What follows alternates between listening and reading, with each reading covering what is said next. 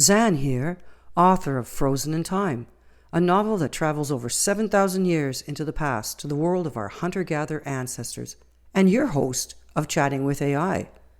Frozen in Time isn't just about the past, it is about discovery and how new science keeps rewriting our story. This month, together with my AI co-host, we'll explore how Mesolithic people weren't just surviving, but daring explorers who voyaged across seas and reshaped landscapes long before farming began. In recent years, we have seen migrants making perilous voyages across the Mediterranean, and even with modern vessels, it is a dangerous journey. Yet new evidence suggests that late European hunter-gatherers were already crossing those waters thousands of years ago. Talk to me about that, chat. You're right, the Mediterranean is treacherous even today, and yet new discoveries show that late European hunter-gatherers were already crossing those waters thousands of years ago. Archaeologists working in Malta found stone tools and animal remains in the Archaeological cave, dating back about 8,500 years. That's a full millennium earlier than the arrival of Neolithic farmers. To reach Malta, these Mesolithic people had to cross at least 100 kilometers of open sea. Evidence suggests they used dugout canoes, carved from tree trunks, and relied on knowledge of currents, winds, and landmarks. It wasn't a casual crossing, it required planning, courage, and skill. This upends the old assumption that hunter-gatherers were land-bound wanderers. Instead, they were skilled seafarers, capable of long-distance travel and connecting regions across the Mediterranean. In other words, they weren't just surviving, they were voyaging, exploring, and expanding the human story long before farming communities spread. That puts the Mediterranean seafarers in approximately the same time period as the Izokina band in my book. I write about the band traveling to a tribal gathering where one of the itinerant traders brings salt from the southern sea. So, how does this discovery reshape our understanding of early Mediterranean history? It changes the picture dramatically. For a long time, historians believed the Mediterranean only became a true crossroads once Neolithic farmers spread from the Middle East into Europe. But the new evidence from Malta shows that Mesolithic hunter-gatherers were already making long-distance sea voyages around 8,500 years ago. That means the Mediterranean wasn't just a barrier, it was a network of movement and exchange much earlier than we thought. Salt from the Southern Sea, like you describe in your novel, fits perfectly into this new understanding. It suggests that itinerant traders and bands like your Izokina weren't isolated. They were part of a wider web of connections, carrying resources, stories, and innovations across the water. So instead of seeing hunter-gatherers as local wanderers, we now recognize them as active participants in Mediterranean history, explorers, navigators, and traders who helped shape the cultural landscape long before farming communities arrived. Well, chat, I think that took a lot of guts. Crossing the Mediterranean on an open raft with no life vest or modern safety gear, it sounds to me almost unthinkable. Yet our ancestors did it thousands of years ago. How'd they manage such voyages? It really is incredible, but the evidence shows Mesolithic people were capable of remarkable feats of seafaring. To reach Malta, they had to rely on deep knowledge of currents, winds, and coastal landmarks. These weren't casual crossings. They required planning, cooperation, and courage. Imagine setting out without modern sails or engines, navigating by sight lines and natural cues, yet still managing to reach distant islands. The discovery proves that hunter-gatherers weren't just land-bound wanderers, they are capable of long-distance sea travel thousands of years before farming communities spread across Europe.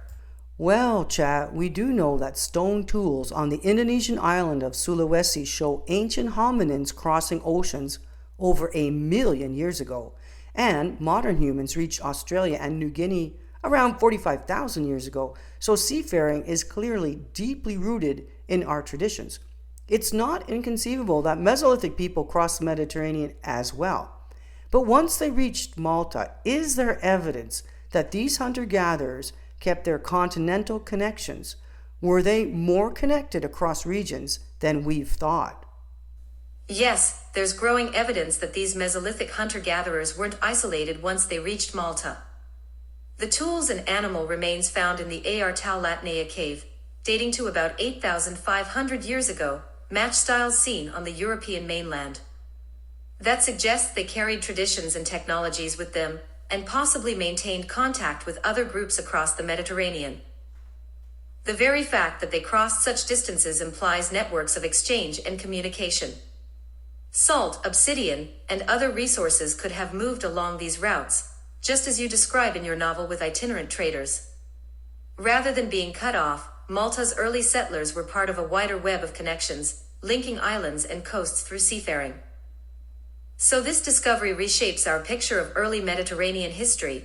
Hunter-gatherers weren't just surviving locally, they were explorers and participants in regional networks, helping weave together the cultural fabric of Europe long before farming spread. Well, let's move away from the Mediterranean for a while. When I was researching Frozen in Time, I learned that Mesolithic people living in the region where the story unfolds loved hazelnuts. Yeah, they'd love Nutella, I guess. But archaeologists found vast heaps of charred hazelnut shells. In my novel, the Izakina are angered when Neolithic farmers who settled in their valley burned the land to clear it for their crops. But the Mesolithic people used fire too, didn't they? What exactly were they doing and why? Mesolithic people did use fire, but not in the same way as the Neolithic farmers who cleared whole valleys for crops. Archaeologists have found vast heaps of charred hazelnut shells at Mesolithic sites, showing that nuts were roasted in bulk. Hazelnuts were a favorite food, high in energy, easy to store, and widely available. But fire wasn't just for cooking. Hunter-gatherers used it as a tool to shape their environment. By burning small patches of woodland, they encouraged the regrowth of nut trees, berry bushes, and plants that thrived in sunny clearings. Fire also made it easier to hunt, since animals were drawn to the fresh growth that followed. So while the Neolithic farmers burned land to transform it into fields, the Mesolithic people burned land to nurture and renew it. It was a way of managing the landscape, ensuring food security, guiding seasonal resources, and showing that even before farming, humans were already active stewards of their environment. Something else interesting that I found was that the landscape after the Ice Age was strikingly similar to what we have today. I went to France, the area in which the book takes place, and I drew on the local plants and animals to create an authentic setting for my Izakina band. Now, you mentioned that Mesolithic people used fire to encourage the regrowth of plants that they ate and to attract game, but they were not farming, were they? They were just managing the land. Could we think of them as the first ecological engineers, perhaps? That's a wonderful way to put it. The Mesolithic hunter-gatherers weren't farmers, but they were far from passive wanderers. Archaeologists have found evidence that they deliberately used fire, and in doing so, they were managing ecosystems, reshaping forests, guiding plant cycles, and influencing where game would feed. It wasn't agriculture, but it was a form of environmental engineering. They understood that by tending the land in small, controlled ways, they could secure food and resources for the future. So yes, in many respects, they were the first ecological engineers, caretakers of nature who showed that even before farming, humans were already experimenting with how to live in balance with their surroundings. So let's talk about balance. Today we are developing new technologies to help us do just that. Next generation solar cells, osmotic power from water salinity, smart grids using AI, carbon capture, and even sustainable construction with low carbon materials like hempcrete. These are all high-tech solutions, but it sounds like we could also learn something from our Mesolithic ancestors. In modern times, do discoveries like the one we've been discussing really matter? What do they tell us about how history is written and rewritten? They matter a great deal. Every time archaeologists uncover evidence that Mesolithic people were shaping their landscapes, whether through fire use, seafaring, or resource exchange, it forces us to rethink the story of human ingenuity. It shows that innovation isn't just about high-tech solutions like solar cells, smart grids, or hempcrete. It's also about the deep history of humans learning to live with, and sometimes against, nature. Discoveries like these remind us that history is never fixed. It's constantly being rewritten as new evidence comes to light. They also highlight continuity. The same impulse that drives us today to engineer sustainable technologies once drove our ancestors to experiment with fire, plants, and movement across seas. So when we look at Mesolithic hunter-gatherers, we're not just seeing primitive people, we're seeing the roots of ecological thinking and innovation. Their story adds depth to our own, showing that the quest to live in balance with the environment has always been part of the human journey. I have been fascinated by archaeology since I was about 5 years old, and almost 6 decades later, I still am. A few years back, I visited the Neanderthal Museum in Germany, and I was struck by the reconstruction of these extinct people. At first, I thought that their way of life was not so different from our Mesolithic ancestors, but I was wrong, and I suspect many people still see our Neanderthal cousins as dumb cavemen. I want to ask you, chat, is this not the time we rethink the role of hunter-gatherers in shaping Europe's story? You're absolutely right. Those old stereotypes of dumb cavemen don't hold up anymore. Neanderthals, for example, were skilled toolmakers, they cared for their communities, and they even created art. And when we look at Mesolithic hunter-gatherers, the evidence shows they were just as innovative, crossing seas, managing landscapes with fire, and building networks of exchange.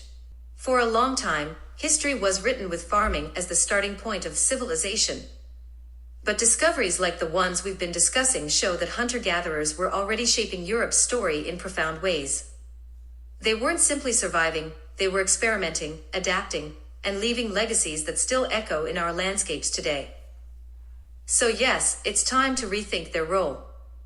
Instead of seeing them as a footnote before agriculture, we can recognize them as active agents of change, whose ingenuity laid the groundwork for much of what came after.